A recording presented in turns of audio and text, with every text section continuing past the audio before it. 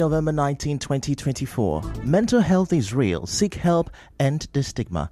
On the news this morning, debate on leadership disputes lingers ahead of Rivers APC State Congress. Martin Amihule-led House commemorates burning of Assembly Complex. Youth slam human rights lawyer over criticism of FCT minister.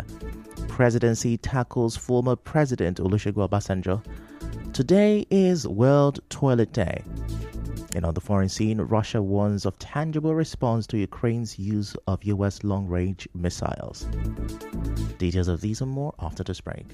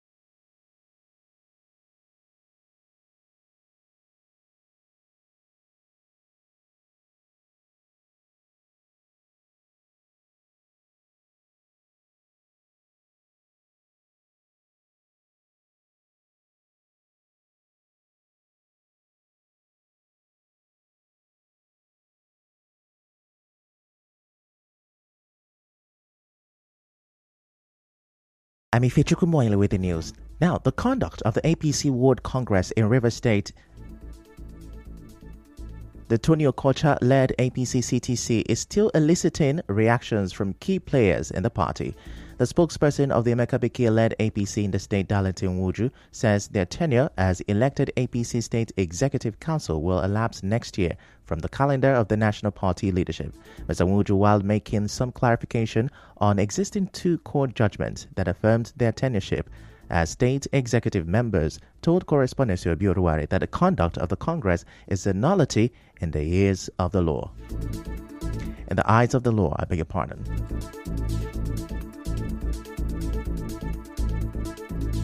And there are two standing judgments that have not been set aside, but when this justice is served, let nobody cry foul. Because when judgment came on the 12th day of August 2024 by Justice Aproku, they had the latency of time, they had the latitude also of time to have appealed this judgment. And up till today, no court has set aside those two judgments. So the tenureship of all elected executives of APC in Rivers State, all elected in 2021, still subsists according to law and in the eyes of the law.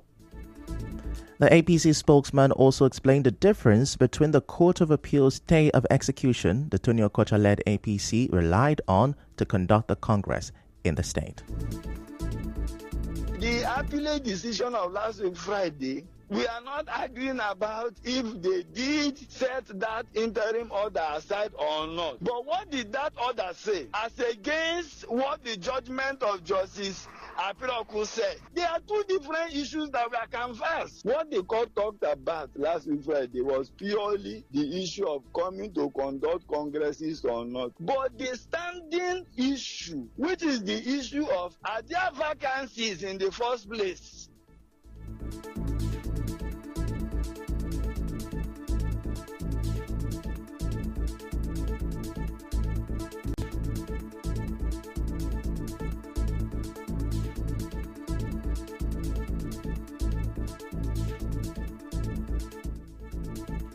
On the spot, a lawyer, a member of APC in the state, Achinike Williams-Wobodo, says APC in the only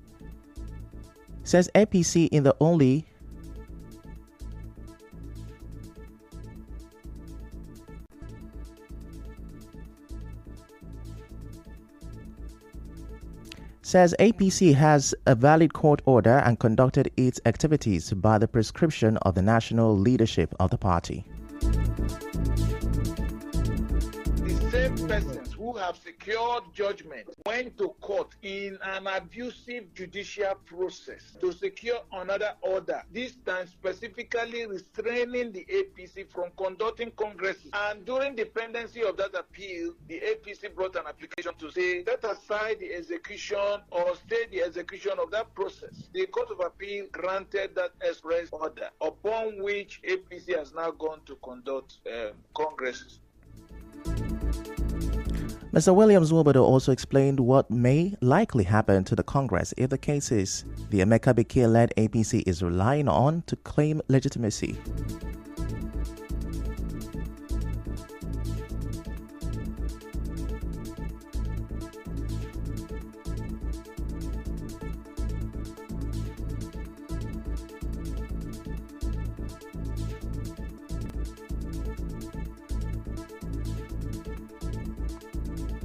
Mr. Williams Wobodo also explained what may likely happen to the Congress if the cases the Emeka Bekele-led APC is relying on to claim legitimacy is not worked on. They are saying that APC has not vacated the two earlier judgments. Well, I don't hold the brief of APC as far as those cases are concerned, so I will not be able to say, but I know that APC has appealed against those judgments. But the judgment, if the Court of Appeal eventually finds that the judgment in Emeka Bekele was valid, then all the processes done by APC becomes a nullity. But until that is done, you cannot conclusively say, I guess, based on the determination of the Court of Appeal's application. As you may know, the Tony Okocha-led APC plans to hold the local government and the state congresses on 23rd and 30th November after successfully holding World Congress last Saturday. Moving on, the Martin Amihule-led Rivers State House of Assembly has set aside every 29th October to commemorate the burning down of a section of the Assembly complex on Moscow Road in Port Harcourt last year. A statement said the leader of the Amihule-led House, Major Jack, brought the attention of the lawmakers to the incident, saying it's been 386 days since the incident and yet no conviction has been made. On the spot, the Speaker, Martin Amihule, said it's been 341 days since Governor Siminalayi Fubara supervised the demolition of the Assembly complex on the 13th of December 2023 without the knowledge and approval of the House. He described it as a sad reminder of the attacks on the legislature, which he says is the protector of democracy. Recall that the Assembly fire occurred a day before the Amihule-led House began impeachment proceedings and ordered its clerk to serve Governor Fubara an impeachment notice, a move which was resisted by supporters of the governor who besieged the Assembly complex to protest the action of the lawmakers. In the same vein, the Amihule-led House of Assembly has directed Julius Berger PLC to carry out remedial repairs on the collapsed sections of the alternative route to the Port Harcourt Ring Road. Debating on the report of the House Committee on Works, members commended the committee for the detailed report and urged the committee to follow up. The House resolved that the synergy between the contracting firm and the committee be maintained to ensure that the execution of the Port Harcourt Ring Road is on course and that the collapsed sections of the designated alternatives route are fixed. Moving on, some youth of the FCT, including those who say they are indigens and non-indigens, have slammed human rights lawyer Deji Adeyanju for criticizing the FCT minister Nyesom Wike. Recall that human rights lawyer replied to the FCT minister in a recent interview for claiming he sought his support to become the PDP national secretary. The viral video of the strongly worded interview of the lawyer has stirred reactions. At a media briefing, the group's representative, Zaka Nehemiah, who reeled out the achievement of the FCT minister, frowned at the strong words used by the human rights activists against the FCT minister.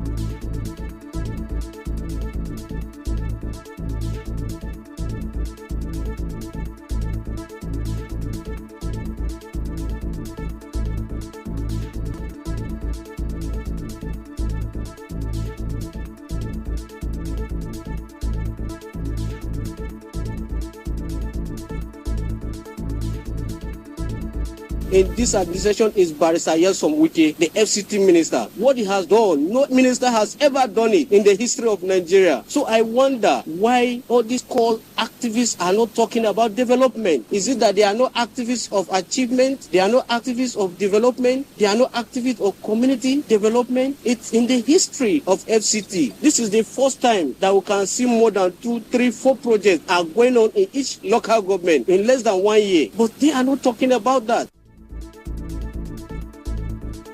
Another youth leader also spoke on this.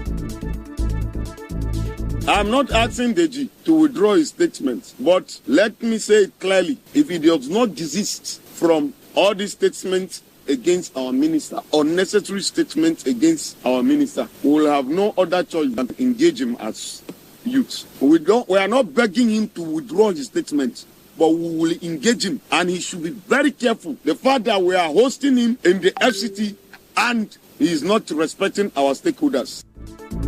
Meanwhile, a political stakeholder in Eche local government area, Andy Nwajoku, is accusing the River State Governor Siminalayi Fubara of sponsoring rights activist Deji Adeyanju to malign, denigrate and defame Minister of the FCT, Nyesom Wike. Mr. Nwajoku condemned the outburst by the activist towards former Governor Wike. He accused Governor Fubara of masterminding several political attacks against the FCT minister, who he described as his benefactor and political godfather. Because this Deji and others are coming from the governor of Rivers State. He's the one sponsoring them to attack his own maker, his political godfather. These boys cannot see Nyesom Wike, a leader in the South, 2 times governor, 2 times minister, 2 times local government chairman, and began to attack him. About 4 or 5 months ago, I called on the king of Popo to call the young man, the Siminalayi Fubara, governor of Rivers State, to order that the man who assisted him to become governor shouldn't be a rag for him. Mr. Nwajoku also accused former Governor Peter Odili of fueling the political crisis in the state by taking sides with Governor Fubara. Many people were interested in this position that are much more qualified. At last, he was presented. Every Rivers man rallied around him and brought their unit results, their ward results, AGA results, and making governor. Those people now are ragged before him. This is the handiwork of our father, Peter Odili, who is supposed not to take side. Peter Odili was at the villa when the president said, let us have a political settlement where you people will go and have peace. They turned it down. He's sponsoring these things. And when we get angry on what he's doing to Nyesom Wike, this state will tumble. Mr. Nwajoku, who served under former Governor Wike as Special Advisor on Civil Society, applauded the FCT minister for his numerous development strides despite the many political calumnies against him, while calling on Rivers people not to fall prey to the antics of political jobbers whose only interest is to steal the commonwealth of the state, but rather stand to demand accountability and good governance. Still to come, presidency tackles former President Olusegun Obasanjo. Stay with us.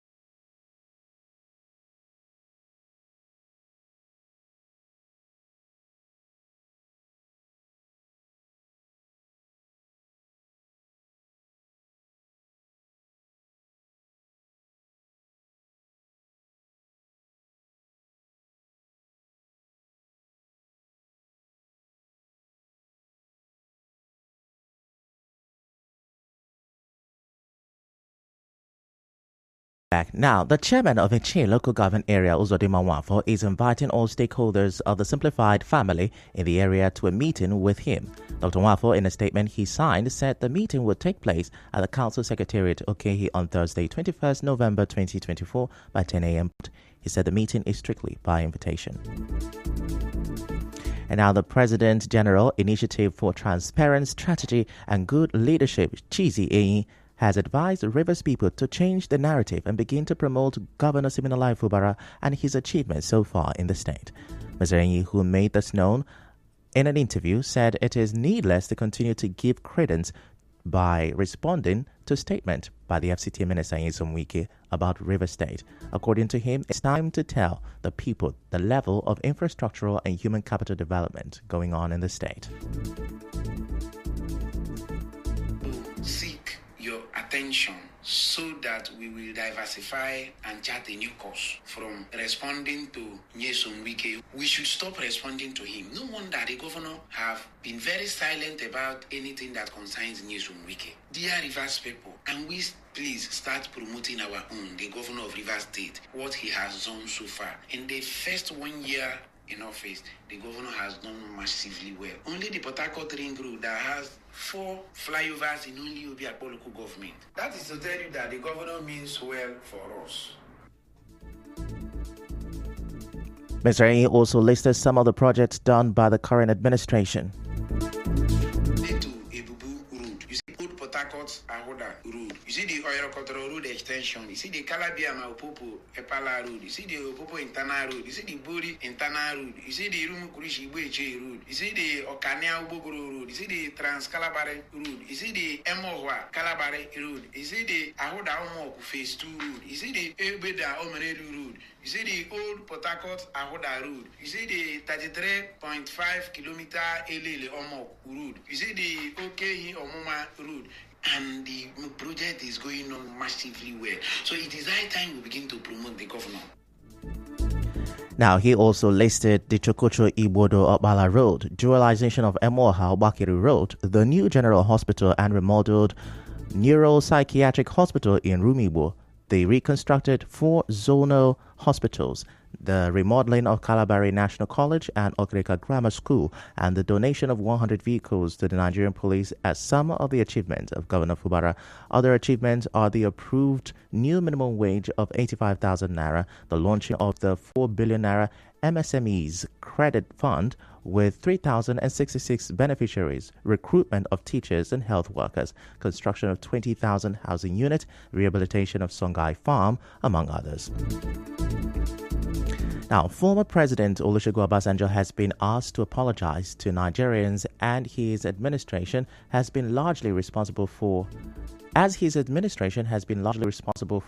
the socio-economic woes that have bedeviled the country in recent years. Special Advisor to President Bola Tinubu on Public Communication and Orientation, Sunday Dare, disclosed this on Monday in a post on his official X handle. Mr. Dare claimed that successive administrations struggled to rectify the damage left by Obasanjo, noting that President Tinubu is now making significant progress in addressing these issues. He said the former president has lost any moral authority to criticize the current government, stressing that he should apologize to Nigerians for failing to lay the necessary infrastructure for the country's progress.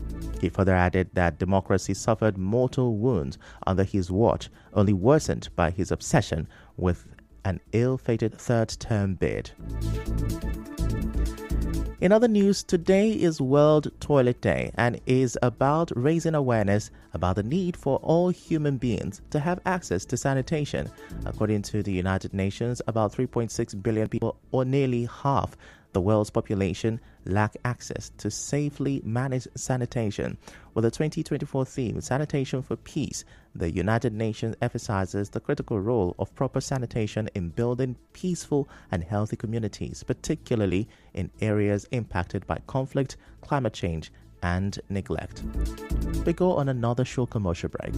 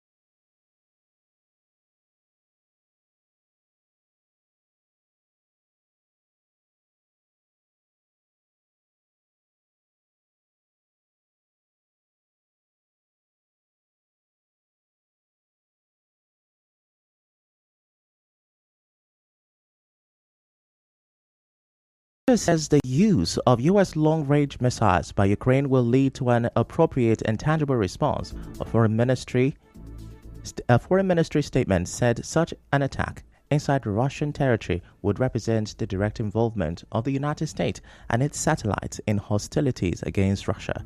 U.S. President Joe Biden approved the use of the missiles on target in Russia in a major change of U.S. policy 2 months before he is due to leave the White House.